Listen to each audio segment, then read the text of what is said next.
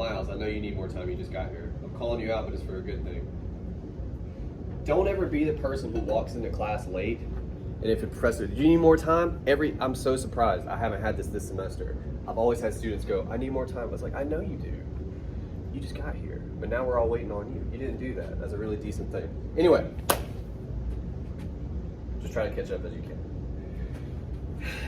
It's not repetition. It may be a little bit repetitive in spots, but that's much lower tier than what we're concerned with. This is a bigger problem. Does anybody have a clue what it might be? Yeah. I don't really see a thesis statement. It's a body paragraph. With my paragraph? Yes, sir. Well, There's a bit of a lack of argument. yeah, Kind of ties into what we're talking about. Going on. Why do you think that is, though? Well, I don't know what poem is. Like, I don't know how to get that background information. Okay. Here, let me show you guys something. And also, I have to hold on. Let who you are April? I go by Holt, but yeah. You go by what? Holt, it's my middle name. Tell me that, dog. I did that mobile app thing for Chick-fil-A. So I was ready at 10:40. Get there and check in, wait there until 11 o'clock, finally get my food. Anyway, all right, check this out. Parts of a body paragraph. We're not saying they're all perfect, but we are saying we have them. That's our topic sentence, yes. We'll go ahead and say this is our evidence, right? So obviously that would mean this business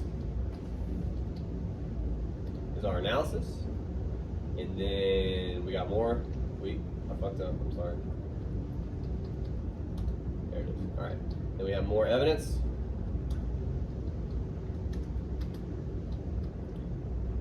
Then we have more analysis.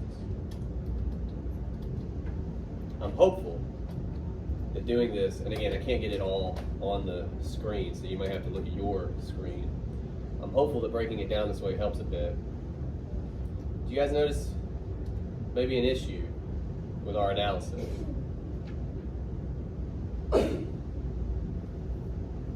What's the problem with our analysis in this paragraph? Huh? It's just all it's doing is describing what we already know. I'm not quite sure what that means, to be honest with you. We can get real simple. What's the problem with our analysis? It's supposed to be 60% of your paragraph, roughly. It's where your grade is won or lost, so you would have certain aspirations about it. What's the problem with our analysis in this paragraph?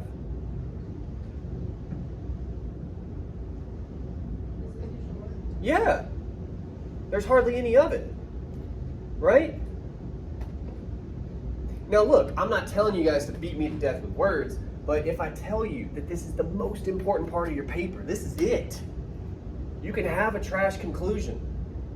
Burn that shit, I don't care. If you have analysis, you're gold, okay? And it's the shortest part of your paper. That's a problem. That's a significant problem, okay? Now, there's a couple ways to address this. Primarily, there's two, all right? I'm gonna ask you guys, and this is the part where you guys maybe hurt me a little bit. I'm gonna ask. We pull some evidence from a poll, right? We want to perform some analysis. Maybe we have ideas, whatever. How do we go about that? How do we use evidence to perform analysis? Does anybody know? I told you you'd hurt me. If you could, cast your mind back to every single class we've had, okay?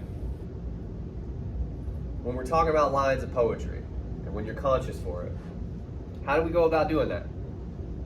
Do we talk about the whole line? Do we talk about the plot very much? How do we talk about lines of poetry in this class? How have we done it thus far? Pick out some of the words within the or within the line that kind of signify something. Good. You dig into details. And if we're quoting, usually that's going to be words and phrases, significant language. right? I'm not saying you can't consider ideas from a poem. Sometimes you need to. But every time, honestly, if you're struggling with length, which almost always means you're struggling with analysis, okay? The most important part of your paper.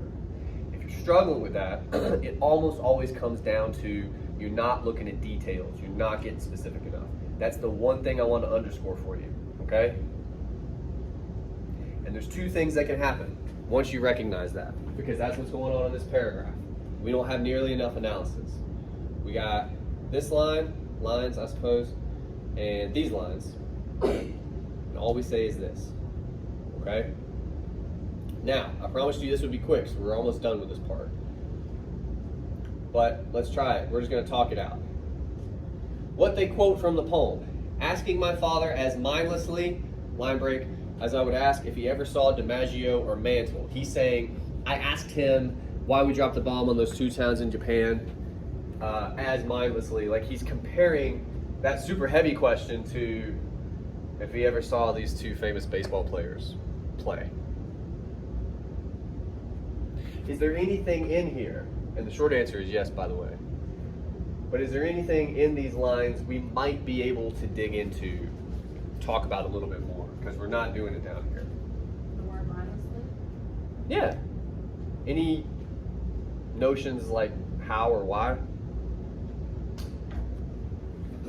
It's okay if not, but I'm just curious.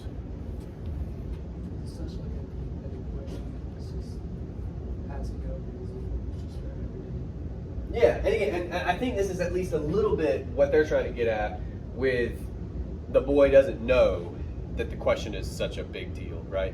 Mindlessly. But again, if we dig into that language, And dig into like the innocence of the boy as well, and like go into that as in a way, although to do that, honestly, I think we'd actually have to talk about these guys as opposed to my. Slow down for a second. Part of the issue too might be you guys are in such high school paper mode. Like you want to write the book report. You want to talk about innocence and experience and age, because that's what we talked about in class. And God damn it, that's going to be on the test, right? You need to. That's what you've been trained to do. You should do that stuff. What I'm trying to stress for you here is usually you got to build to that. There's smaller steps, okay?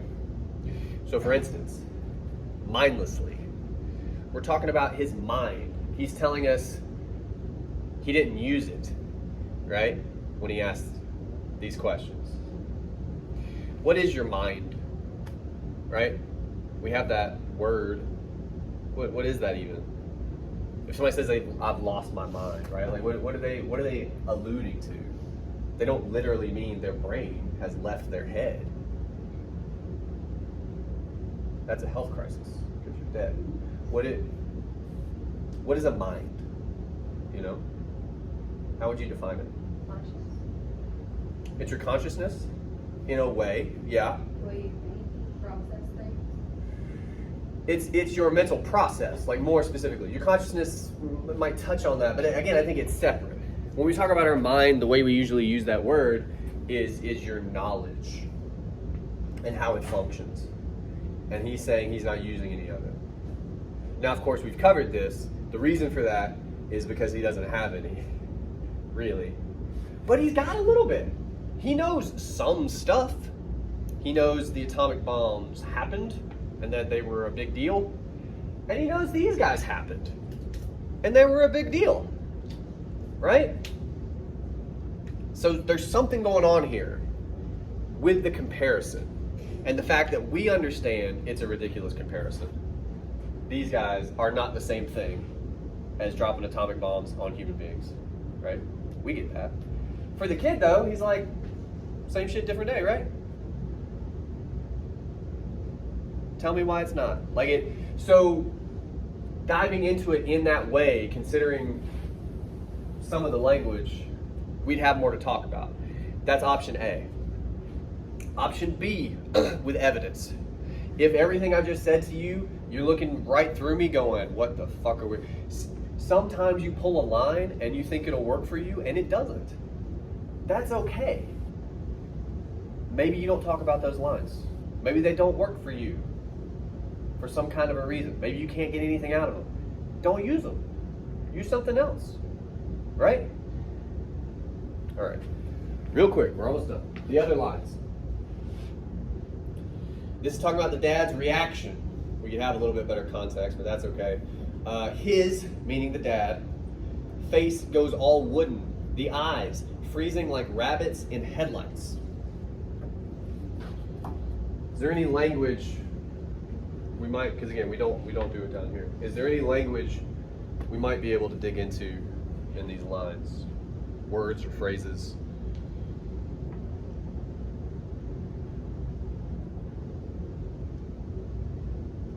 Sometimes it can help process of elimination, like his face. Probably not. Probably not, right?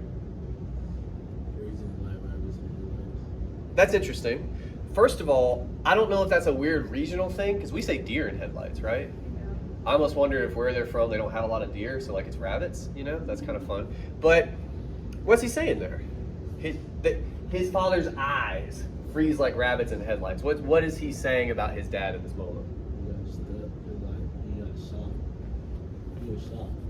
Yeah, he's so stunned by the question and the implications that he does the same thing a dumbass deer will do. It's like, if you would just keep going, you'd be fine, right? But he can't. Faced with the enormity of, if you continue the metaphor, like the oncoming car, but like this big thing that you don't know what to do about, and so it's gonna run you over, right? It's made even worse, I think, because it's a rabbit as opposed to a deer, because like rabbits are smaller and all that stuff. What does that say about the dad if we think about a rabbit in headlights, and that's kind of the father in this moment? There's no way to get out of it. There's no way to get out of it. He's kind of, it's a catch-22, which is like damned if you do, damned if you don't, for sure. And somebody else said something. I said helpless. Helpless. And we've talked about that in a slightly different way in this poem. What are we kind of talking of, how are we describing the father in this moment? The whole poem is about this. He doesn't have any... Yeah. If you're helpless, if you're a rabbit in headlights, you don't have a lot of power. And I know we came down, we're talking about free will in this regard, right? But that can apply in a lot of different ways. In this moment, the son asks his father a question. It's much bigger than the kid realizes, all the stuff we've said. But the dad has knowledge, right? He may not have a perfect answer for the question, but he's got one. He could talk to his kid. You can talk to your kids, you know? But we give him the impression he can't do that here. He's unable to. He's helpless in the face of that information, in the face of what that information represents, right? Like the world his son is going to learn about. So he freezes. So he's even powerless in this moment. Not just, as we mentioned, powerless to protect his son, like all that stuff. We talked about that. He's powerless to even answer his son, given the circumstances. That's a body paragraph. And we got there. Again, let's talk about that. That was it. That's all we just talked about. Okay? We didn't even mention this stuff. We could do other stuff with this. We won't for the sake of time, but we full on could. That he's wooden, right? Is he frozen? Yes. Is he like a statue that's been carved? Yeah. That's kind of weird. We can talk about that, but we're not going to right now. The point I want to make to you, I'm going to say it one more time. Details. It's got to be details. If you can't dig into details from whatever lines you've pulled, try.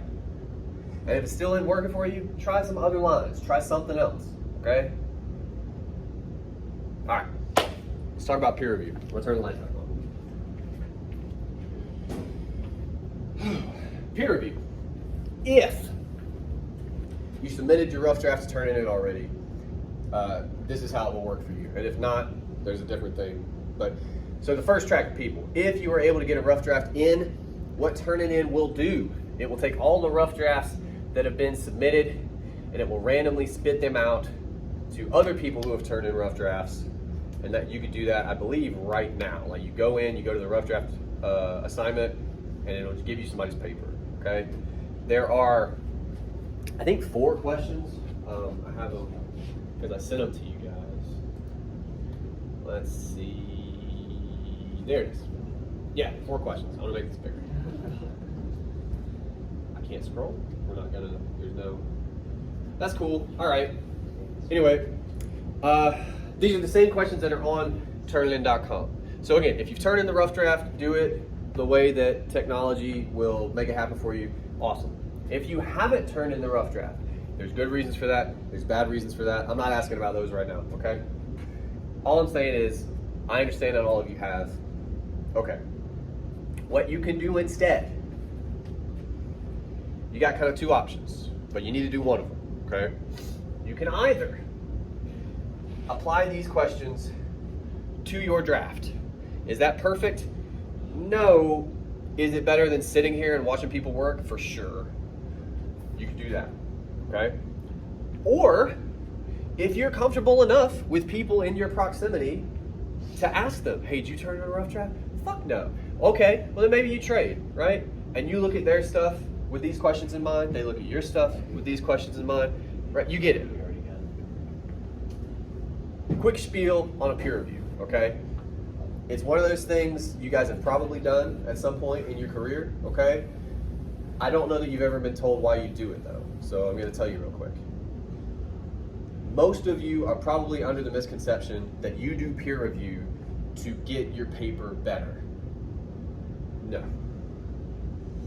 Sometimes that is the case. Sometimes having somebody with a different set of eyes, they'll read your stuff and just be like, man, this doesn't make any damn sense. That's helpful, for sure. Great. And to be totally honest with you, if we lived in a world where people just tried to help each other, I think it'd probably be better. So you should do that. You should do that. Isn't peer review just like kind of work on your writing? But you see in the writing, like you take the good from the writing, I guess. Examples. Kind of. What, the second part might help answer your question, 'cause I think you're kind of touching on this, but also kind of not. The reason you peer review is this. When you work on your own stuff, you are always in your own head, okay? Part of the reason so many of you are shocked, either for good or ill, when you get a grade on a paper, is you really don't know how good or bad your paper is, because you're in your brain. A lot of the mistakes you make, you gloss right over, because your head fills in those holes, right?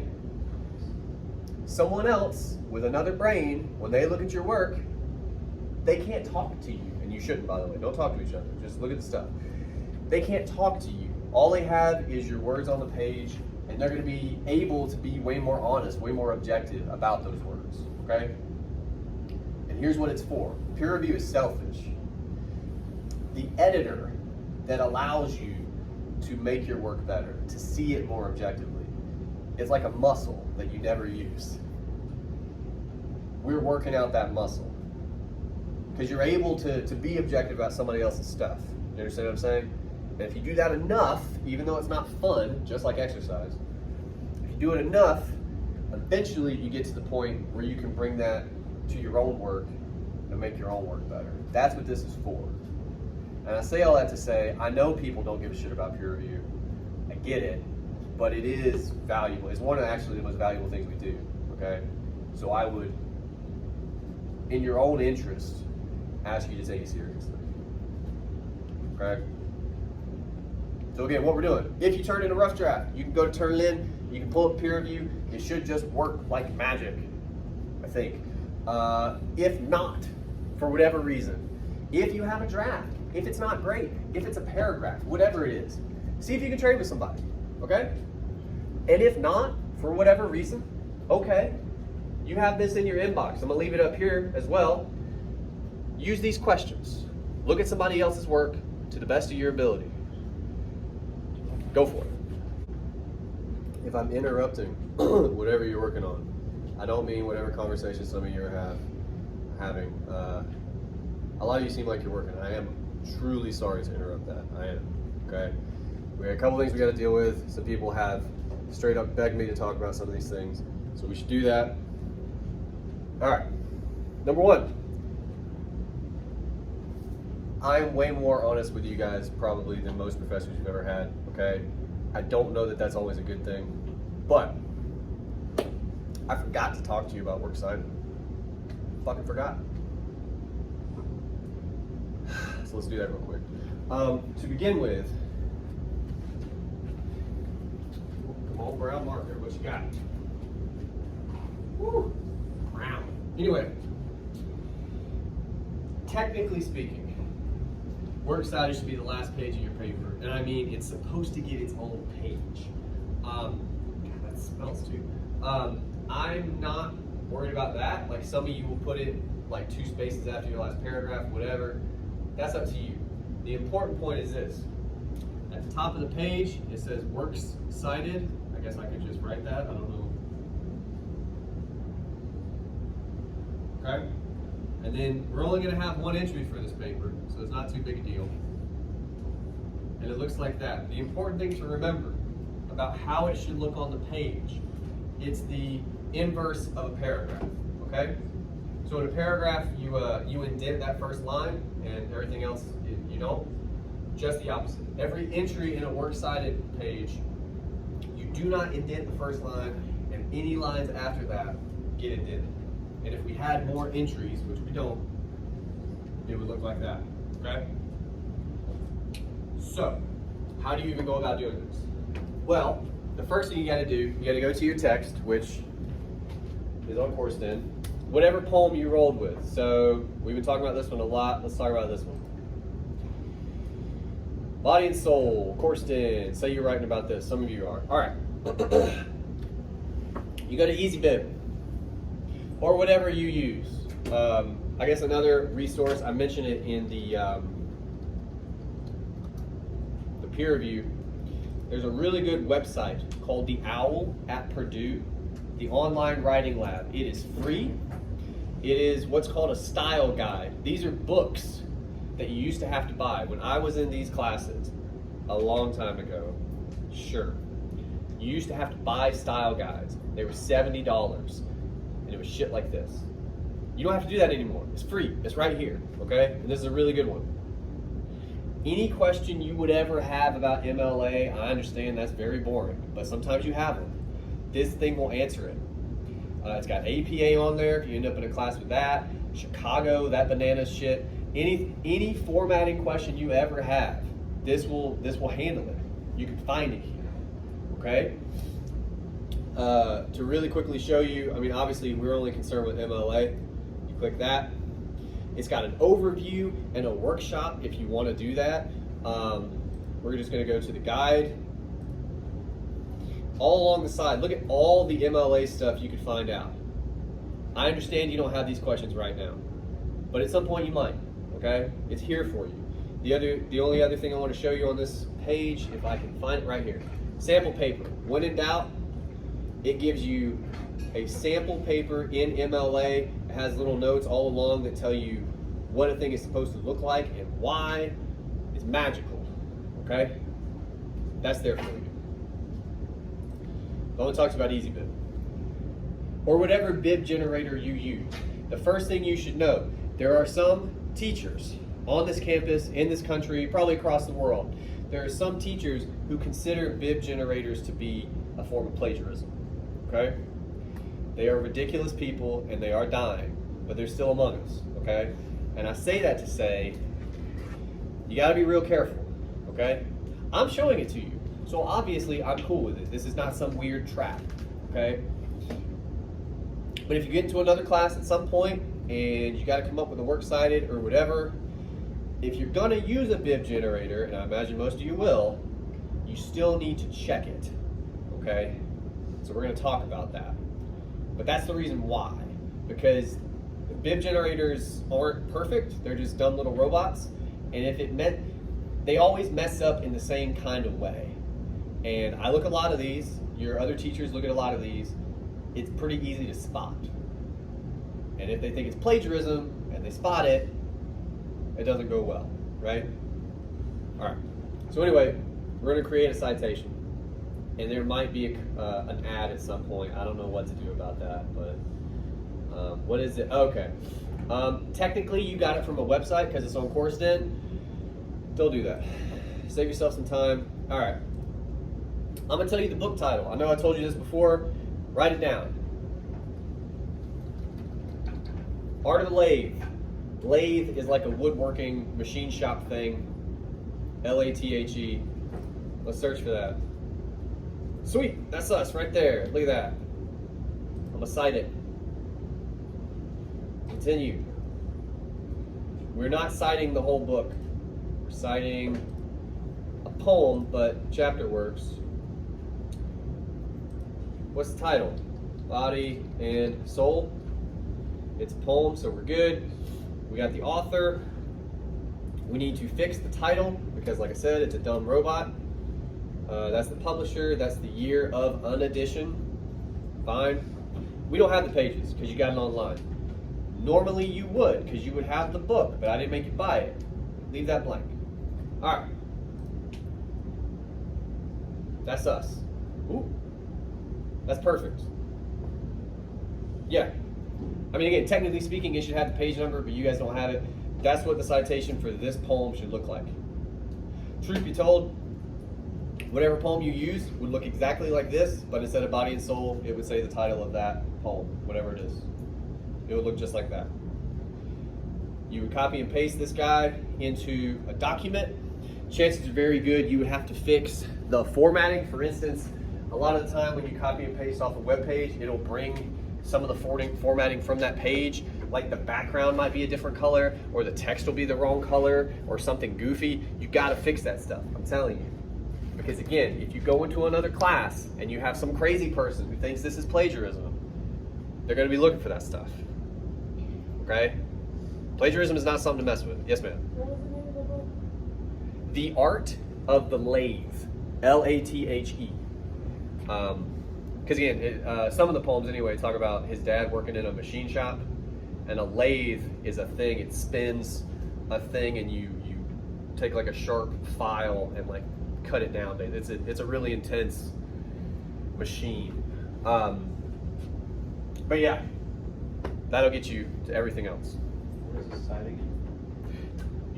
Easy bit. There's all kinds of them. Now, this has been a thing since I was a student, so this has been a thing for a hot minute. It used to not have ads. It was way better, but I assume there are others. There's others, right? You guys have used, I would assume? Yeah, there's others. But whichever one works for you. I think they're all about the same. But the point I'm making here at the end is, once you get your citation, you get it into your paper, double check it. You can go to the OWL to double check it. You can also just look at it. If it looks wrong, like if it's the wrong font or the wrong color or any of that stuff, just fix it real quick. It'll take you 2 seconds, right? Questions about any of that? I do this very fast because I understand works cited is not like entertaining, but all right. So you want to make sure to end your paper with that. What else we got? We had like some requests. Let's talk about titles, I guess. All right. I guess I can have a document up, couldn't I? Is there Word on this computer? Yeah. All right. So, say you got a paper, you know, you have your 4 lines up here, right? Huh. And your spacing is double, which this isn't.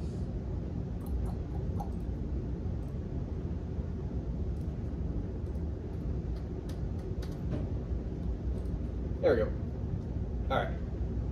So then that should be centered. Now, the title you guys normally roll with is that. That's not a great title. Slightly better would be Final Draft, for sure. But even that is not a great title. You have some options here. Number one, I'll say this. If you get to a point where you're really worried about your title, and I'm not saying you are, but then you're probably in a good spot, right? Because it's, you know, it's not a huge deal. The way titles work, it's almost like a much, much, much quicker version of your thesis, right? So your thesis statement, 2 to 3 sentences, sums up your whole paper, really big, really kind of bulky probably, right, a lot of the time. Your title is much shorter than a thesis statement, but it can be a little long if you need it to be. but it does the same kind of thing. I should, in theory, be able to read your title and know what your paper's about, roughly. Okay? The reason you do that, and this part I hate saying out loud because it will not apply to you probably, but what we're doing in these classes, one of the things is training you so that one day, if you get to such a place, you'll be able to write like articles that like go on databases and get published in journals and all that stuff. And the way those work is they're just long lists of titles. And if you're researching or you're looking for articles, you got to be able to look at all those titles and go, oh, that one, right? Like, it's very much a judge a book by its cover type of system, okay? That's what your title is meant to do. You can also be clever. Sometimes people are clever. You could do that. But when in doubt, you want to be descriptive. So for instance, all we've been talking about the past couple days with Little Boy, right? What do we keep coming back to in that poem? If somebody could just like put it into words for us. Like, what's that poem about, the way we've been talking about it? Loss of innocence and Lack of power. yeah.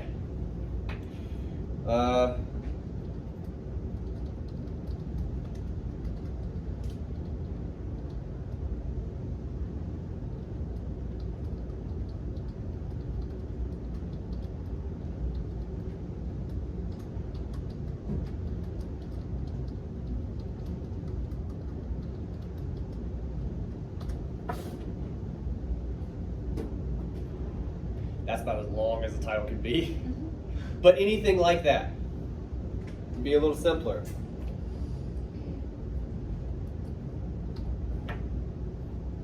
Right? Anything like that. You are describing for me, again, something that is integral to your argument. That's what your title should do. If you're doing that, you're probably good. Anything, even sniffing this, is way better than rough draft. So, are there questions about that? Yes, ma'am. So should the title like include the name of the poem as well? It usually will. Now, I'll give you a caveat. In our class, it's not like I don't know what you're writing about because I give it to you. So you don't have to. You don't have to. But it wouldn't be the worst thing in the world to like be practicing that. Because like again, 10 years from now, you seem like you're pretty smart. You might publish articles and whatever, and this would be expected. Because if you've ever looked at a database, I know it's mind-numbing, but this shit helps. When you see in a title, oh, that's what I'm writing about, I need to look at that. So it's not the worst habit to be in, but you don't always have to. Other questions? All right, let's move on down the request list. Woo! Conclusions. Let's do this one in the dark. Conclusions. All right. I've had a couple people ask. It's not just one person. I've had a couple people ask, so let's do it. To begin with, it's not like you don't... I'm trying to think of a delicate way to say this. You may have noticed we have not talked about conclusions in this class. The reason for that is this. Everything else we have talked about, in some cases spent multiple classes talking about, matters so much more than conclusions. I can't even express to you. I'm a words guy. I cannot put into words how much more everything we've talked about matters more than conclusions. Okay? You should have one. Mostly because we just expect you to have one. Honest to God, that's kind of it. I've been told by numerous professors I've had, and professors I now work with, actually, a lot of teachers don't even read your conclusion. That's real. I'm not saying all of them, so I'm not saying roll those dice, but that's a real thing, okay? That's how little they matter. The other way I put it, no good paper has ever been ruined by a bad conclusion. No bad paper has ever been saved by a baller conclusion. It just doesn't work that way, okay? What matters? Your introduction, how you break down your argument, you introduce me to everything, and you get your thesis, and then how you explain all that to me in the body of your paper. If you do that pretty well, write a conclusion. I don't know, take a shot. You're going to do great. Okay? And unfortunately, the inverse again is true as well. If you just kind of shit all over the page all the way down and then you write a conclusion, it also doesn't matter because of what came before, right? That said, the way to approach a conclusion is this. And I apologize, but I'm going to give you a metaphor.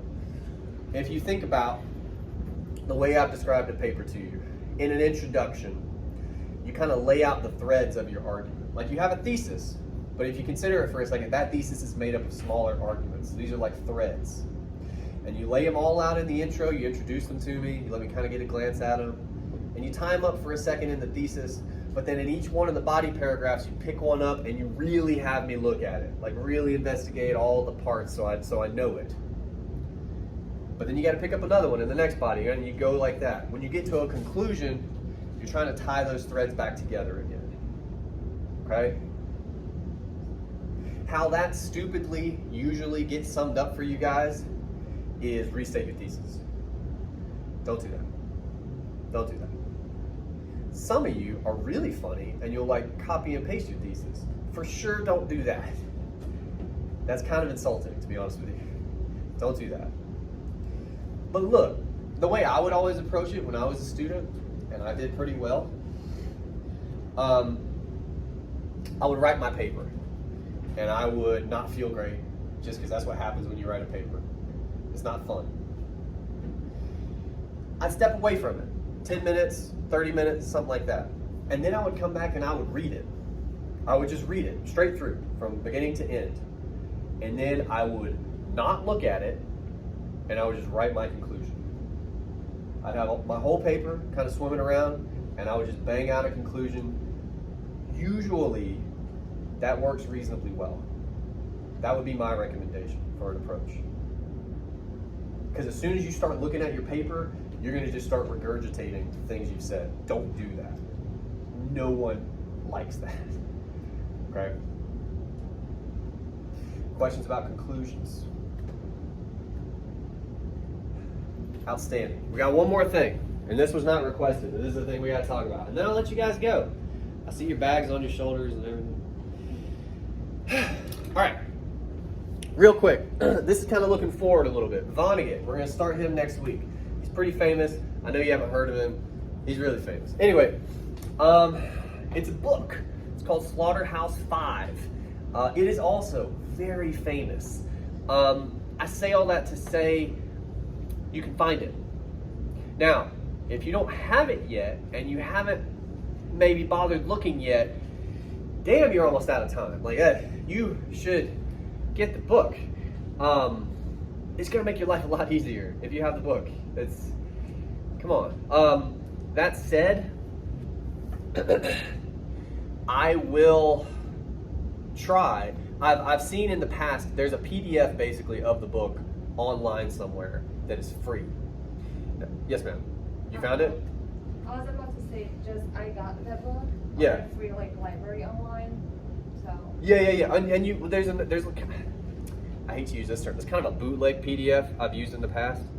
That sounds slightly more official. Either way, you can find it online. You can find it online for free. I'll try to remember to send you guys the PDF basically for anyone who doesn't have the book yet. But I'm telling you, your life will be easier to get the book. Still, I'm going to send you the PDF so you don't fall behind. But it's weird getting through the class that way. I'm just telling you from experience. Two more things. Number one, this is on the syllabus. Don't quote me on this exactly, but we have to read something, I believe, for Tuesday. I think it's the first 2 chapters of the book. I could be wrong about that. You should look at the syllabus. I'm gonna look at it too, but it's something like that, okay? So get the paper done. If you don't have the book yet, I'll get the PDF out today. I'll actually make a note, and you can read it that way. But either way, we need to read it before we meet again, okay? Lastly, and then I'll let you go. Vonnegut is a weirdo. He's a weirdo. It's kind of his thing.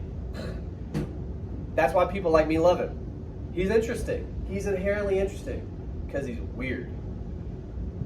But it's kind of a double-edged sword. So like on the one hand, I promise you, this book, the way it's written, is super approachable. Very little in this book that like you might read and go, what does that even mean? Like maybe you did occasionally with these poems or something. Nothing like that. He just sounds like a dude. Okay? However, this book is also super disjointed. Okay? And there's reasons for that, and we'll talk about it eventually. But my recommendation is always this. I want you to know going in, he wrote this book, it's not straight through. It's gonna jump around a ton. Like if you've ever had a drunk uncle telling you a long story, it's gonna feel like that.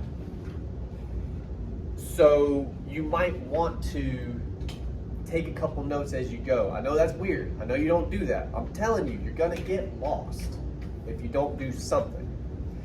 You can have a plot summary open next to you if you want to do that.